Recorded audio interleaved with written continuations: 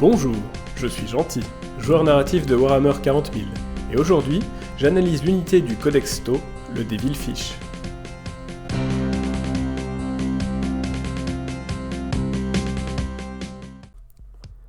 À l'époque contemporaine du 41e, ou peut-être du 42e millénaire, le Devilfish est le véhicule de transport de l'infanterie Tau.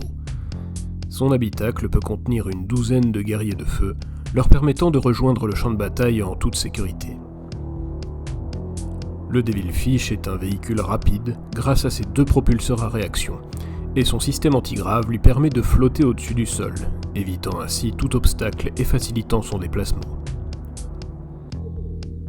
Les Tau, souhaitant préserver la vie de leurs soldats, utilisent massivement des intelligences artificielles pour les assister. Ainsi, le Devilfish ne nécessite qu'un seul membre d'équipage. Son pilote ne contrôle que le canon à impulsion du Devilfish, les autres armes étant soit commandées directement par le chef d'escouade qu'il transporte, soit par les IA du véhicule. Car le Devilfish dispose de 2 drones d'attaque pouvant ajouter leur puissance de feu aux chars blindés, ou se détacher pour soutenir l'escouade directement sur le terrain. Le Devilfish est sorti en 2001 avec le premier Codex Tau pour la 3e édition du jeu. Ce kit plastique, 24 ans après, est encore vendu aujourd'hui. Et ça se justifie parce que la sculpture de l'époque est toujours très crédible aujourd'hui. La figurine a très bien vieilli. Voici la version de mon camarade de jeu VDL. J'aime beaucoup le choix des couleurs. Notamment les traces d'usure et les hublots sont vraiment bien faits. Bravo VDL. Regardons la fiche d'unité du Devilfish. Son mouvement de 12 pouces est très bien, et similaire à ses homologues des autres races de la galaxie.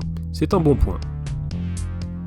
Endurance 9, sauvegarde à 3+, et 13 points de vie, la résistance du Devilfish est légèrement supérieure au transport assigné des autres factions.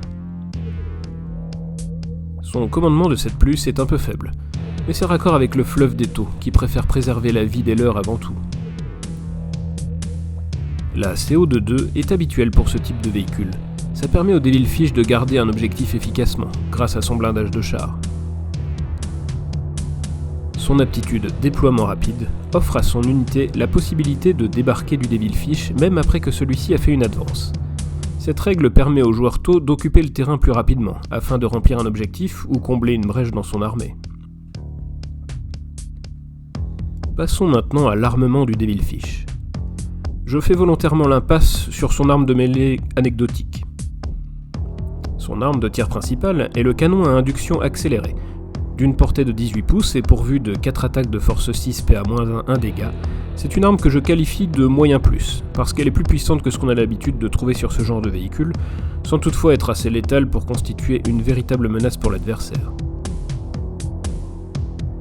Le Devilfish peut être équipé de 2 missiles trackers, des armes très puissantes à tir unique, d'une portée de 48 pouces pour une attaque de force 14 PA-3 D6 plus 1 dégât.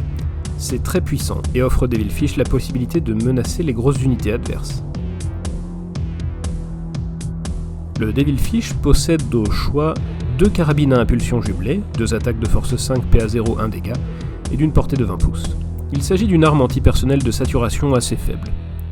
Ou 2 systèmes de missiles autodirecteurs, 3 attaques de force 5 PA-0 1 dégât avec une portée de 30 pouces, et surtout pourvu de la règle tir indirect, qui permet de tirer sans voir la cible. Cette deuxième arme est bien plus utile, mais j'ai un faible pour les carabines à impulsion, ce qui n'est certes pas un choix rationnel, mais les goûts et les couleurs.